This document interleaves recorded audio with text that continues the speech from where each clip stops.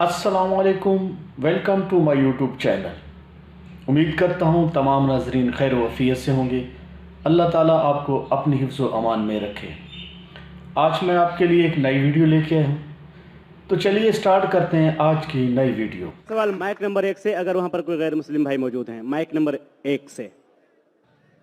सबसे पहले तो मैं नाइक साहब को धन्यवाद देता हूं कि इस खुला अधिवेशन में तमाम लोगों की आप जवाब दे रहे हैं और अधिकतर गैर मुस्लिमों को लोगों को जवाब दे रहे हैं और संतुष्ट कर रहे हैं।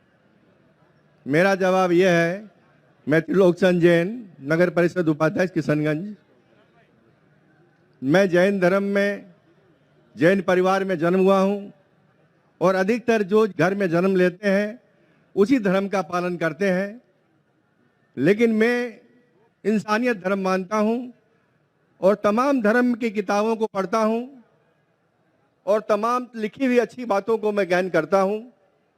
लेकिन एक बात आज जानना चाहता हूं कि आप यहां केवल, जैसा मुझे सुनने में और देखने में अभी पड़ रहा है, कि आप जो बात कह रहे हैं केवल इस्लाम धर्म की आखिरी बात, इस्लाम धर्म की सारी बातों को आप कबूल करवा रहे हैं और इस्लाम धर्म को सर्वोपरि मान रहे हैं।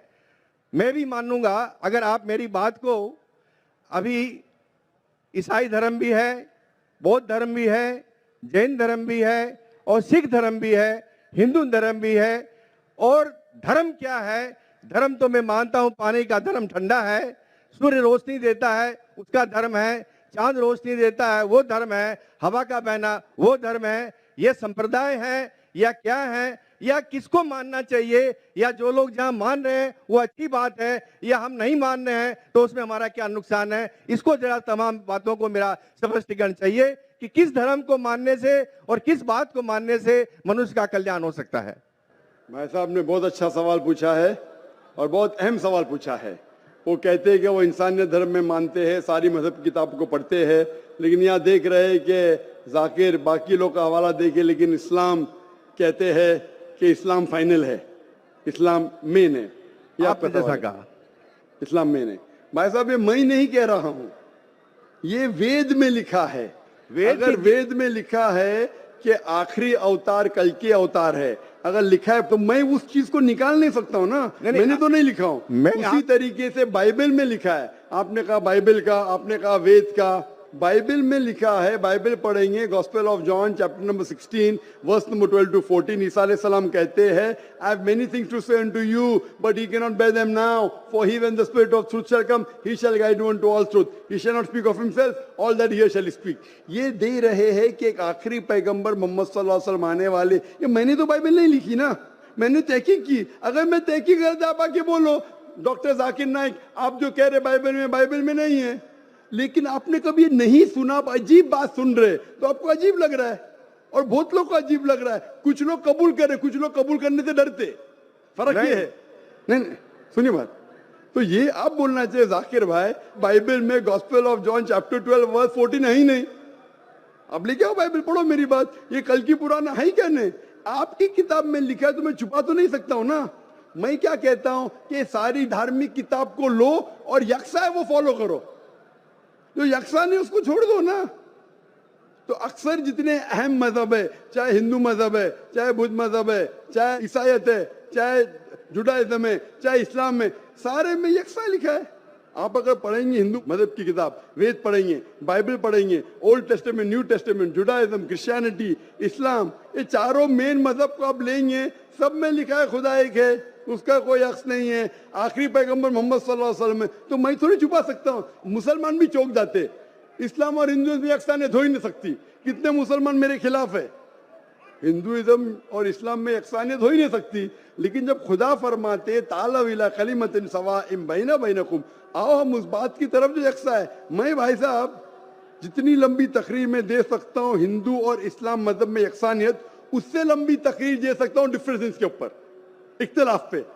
लेकिन मेरा काम इख्तिलाफ ने, मेरा काम यकसानियत का है, क्योंकि मैं तालिब इल्म हूँ। मैं अगर तकरीर करने लगूं कि हिंदू मजहब और इस्लाम में डिफरेंस क्या है तो और लंबी तकरीर कर सकता हूं मैं। लेकिन मेरा काम है लोगों को जोड़ना, लोगों को तोड़ना नहीं। लेकिन जोड़ते वक्त जब मालूम पड़ रहा है सही, अगर बाकी के धार्मिक गुरु अपने लोग से नहीं कह रहे क्या उनके किताब में लिखा है कि खुदा एक है, खुदा के अलावा किसी की और पूजा नहीं करना चाहिए? आखिरी पैगंबर मोहम्मद सल्लल्लाहु अलैहि वसल्लम की उनकी गलती है, मेरी गलती क्या है? और मैं तो खुले मंच पे बोल रहा हूं ना, और मैं कहता हूं कि आओ आपके धार्मिक आदमी को लेकर, अगर गलती है बैठ के हम डिस्कशन करेंगे, जिस तरीके से मैंने श्री रविशंकर के साथ किया था। श्री रविशंकर हिंदुस्तान में सबसे ज्यादा माने जाने वाले इन स्क्रिप्चर्स में श्री रविशंकर है, उनके साथ मुनाजरा किया मैंने ओपन स्टेज के ऊपर, ओपनली। तो इसके अंदर अगर हक बात सामने आ रही है, लोग हक कबूल कर रहे, उसमें क्या है? आप मुझे ऐसी कोई चीज लेके आओ जो मैं नहीं मानता हूं और कुरान और वेद में लिखे मैं फौरन मानूंगा। अब एक चीज पेश करो मुझे, एक जो कुरान और वेद में लिखा है जिसमें मैं अमल नहीं करता हूं, फौरन अमल करूंगा। भाई साहब समझ रहे क्या बोल रहा हूं मैं? इसको कहते हैं इंसानियत। खाली मुंह से बोलना इंसानियत क्या है?